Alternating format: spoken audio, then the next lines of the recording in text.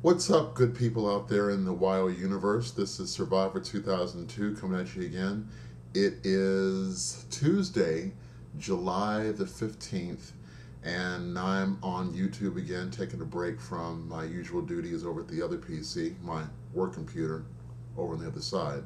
One of the things I like to do is, and this is probably a new word, cup surfing, which is looking at the reaction videos for the Two Girls series of videos, not to mention the BME Pain Olympics and Spank Wire.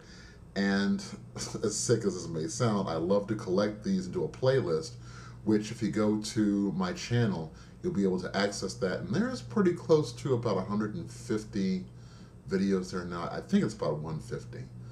But as I was cup surfing, I came across one video from a guy named Scot Sings, that's SCOTSINGS, and his videos were particularly funny with his friends. But one of the things that I get curious about is what people's vlogs are like besides the two girls, one cup, two girls, one finger stuff. So I happened to be surfing along his vlog, and one of the entries he had talked about going to a club. This is probably some time ago. He posted sometime last year. And it was basically about he and his friends going to a club and going to a bathroom and finding out the fact that there were no partitions between the urinals and that the toilet was completely out in the open. There was no kind of cubicle or anything for it all. It was just sitting there. And it struck a chord with me because he reacted like, this is really something unusual. And I guess for most clubs you go to, it is. But I just had to respond to that and to let him know that no, it's not the only place that does that. Some time ago, when the clubs here were still open in the Navy Yard down at the O Street corridor, people who've been to DC or who live here know exactly what I'm talking about.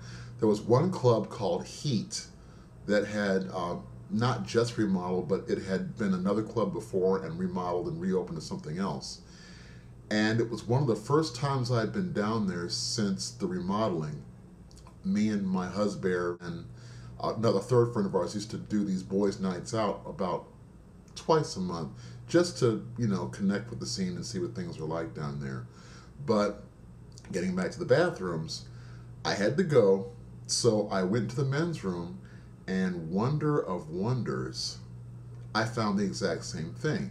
The urinals had no partitions, and the toilet, the one toilet they had in the men's room was just sitting there, out there for God and the world to see. So I'm like, hello, yes, I'm taking a dump. Hi, how you doing? And believe me, I was as shocked as Scott was. I was sort of like, excuse me? You expect us to take a dump sitting there when people just walk in, wash their hands, and they're watching you the whole time that you're on the throne? What is that? Anyway, I asked someone on the staff about it. In fact, I think I talked to the doorman and said, is there some reason why this is the way it is?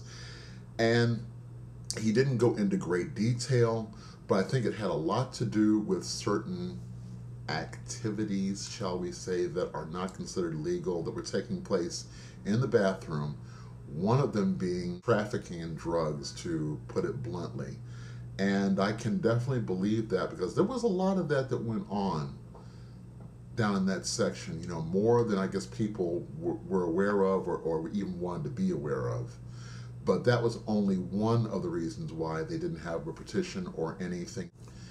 And lucky me, when I went to go to use the bathroom, there was nobody on the toilet, so I wasn't looking at anything going on. Thank God. But our friend happened to go into the bathroom at the wrong time and came back out and said, do you know what I just saw? And I said, what? There was a woman in the men's room using this toilet that had no partitions or anything around it. And when I saw who it was, he pointed her out to me later on. I said, honey, I hate to tell you this, that was no lady. That definitely was not a woman. But apparently it was not unisex, but the few female clients that did go into this bar, a lot of them, if they didn't feel like waiting for the women's room, they would go use the men's room and not think another thing about it.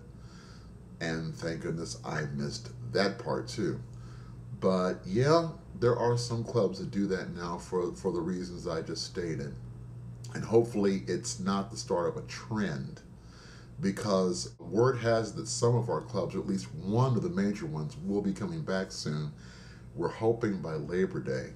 But when they do come back, let's hope for the traditional architecture of the regular men's rooms, where it's urinal partition, two toilets in cubicles with doors that lock.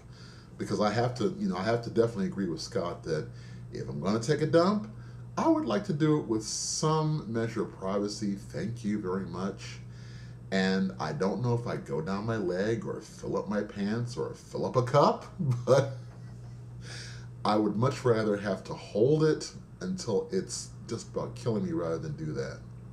But yeah, just posting to let you know that this is not an uncommon thing. It's definitely a big deal, but it's not uncommon. So Scott, just wanted to give you a shout out and give you your props for the finger and the cup. Were definitely hysterical. I wish I had the balls to do that myself, but I just don't want those images in my head. Thank you very much. But anyway, that's my reaction to Scott's vlog episode about the bathrooms. And until next time, I will talk to you all soon. Take care and have a good one.